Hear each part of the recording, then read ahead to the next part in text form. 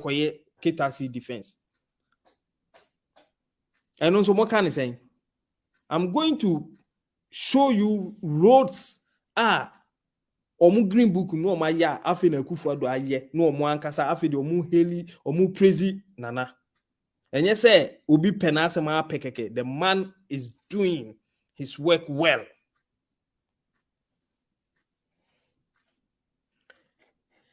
Mama me more audio we emamo. Wako Northstone honom no. What was me about today school no one of the community day schools are abandoned chance any biana. K2 South constituency. Okay. Na the intia the yenya say e kasa community day schools are that no abandoned that no started so see when we know aban we ababe we inti aban no eco commission yes community day school no ewo aflawo K2 South constituency. Na omanpanyin wi afa obekọ Northstone no ye frɛ baby bato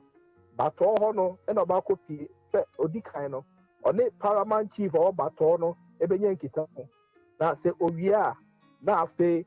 wakọ commission eye secondary court dan kɛseɛ bi almost wɔ bato ho no owia wakọ commission sa court omanpanyin de dwumadi a odi ene 2016 about the basic 2022 na Asikuma to have length no 45 kilometers as at 2016 abanse saye ebaye me pamcho munya so na muntie ha emame ehia me pa from 2016 me fa 2017 abanse saye baye bepem ne yenhwe development akoso ewo oman Ghana na danko Akufo-Addo Ghana for to about the man na omayemu ekwan be 15 kilometers out of the 45 kilometers no ewo ho no ene in the year 2020 amanebono HS uduru ho no mu 25 kilometers ene yaye out of the 45 years aban so be 10 kilometers in 6 years about 10 kilometers and so at the aka home oko have hoya 53 kilometers but I was about to show table no at the mamia 53 kilometers and this for every abaimono na on my 5 kilometers out of the 53 kilometers no and nay 2022 ye din komoyi o my 41 kilometers just say abai we eba no wabeye 36 kilometers and there can 5 kilometers no out of the 53 kilometers no ye emu 41 kilometers no why just can and so edie no na a 56 kilometer length of road na land in good condition as at 2016 na a zero. There's a quite just a bakukra 30 kilometer road no bakukra enye hohoi ja second and they in 2022 almost a length in good condition 22 kilometers out of the 30 kilometers and abayno aye in 6 years and no edie no ja second dodo pepeso ekwan we betatri di pa ready budget etija kwa am dan so kwan no ja second dodo pepeso 56 kilometers as at 2016 NDC free abamu no na ye nyebi into we am say land in good condition it was zero na enei land in good condition 56 na ye say ja second dodo pepeso ekwan no ade a aban no enso etumi aye nkwanta oti damanko ye say ekwan no ya chemie no ekwan tintin nyina no the Bamenko dodo pepeso nkwanta eno no kwan do nya 47 kilometers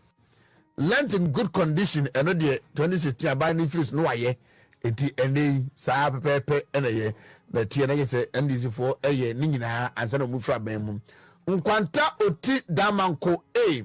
eno so 50 kilometers asa 2016 NDC for fra ba mu no na omaye 0 omaye ze kwan no omonko ho kra 50 kilometers no and aban aye 5 kilometers out of the 50 kilometers no eno eye nkwanta oti damanko A nkwanta oti damanko B eye 12 kilometers akwan no tenten nya 12 kilometers na as a 2016 NDC for free aban mu no na omunye bi omunye kwan bi and 2022 yedi nkomo yi aban no aye 6 kilometers so wacha mienu aye fa eno so de aka no enso aye efa ewo ho oti to yendi 96 kilometer road as a 2016 NDC for free aban mu na omunye bi na yenko ho kra eno edie ene no enei uko oti ene yendi ekwan no so out of 96 kilometers no aban no aye 96 kilometers no waye ni nyina ekwan no so aye kama yendi to Bintiri yendi to Bintiri it chronicle me the pa Bintiri na yendi to Bintiri no so no aye 108 kilometers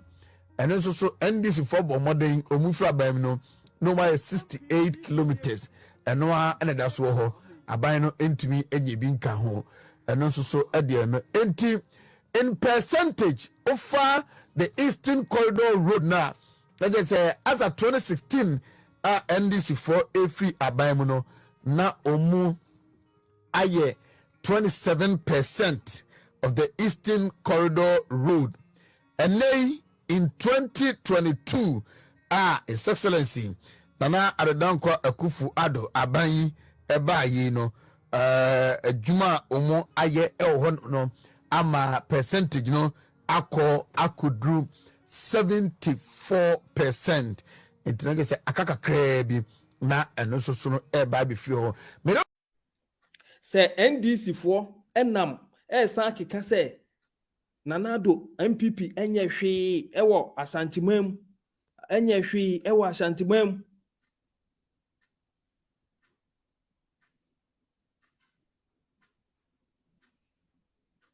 onye hwe wa asantimam ti asantifo nto aba entia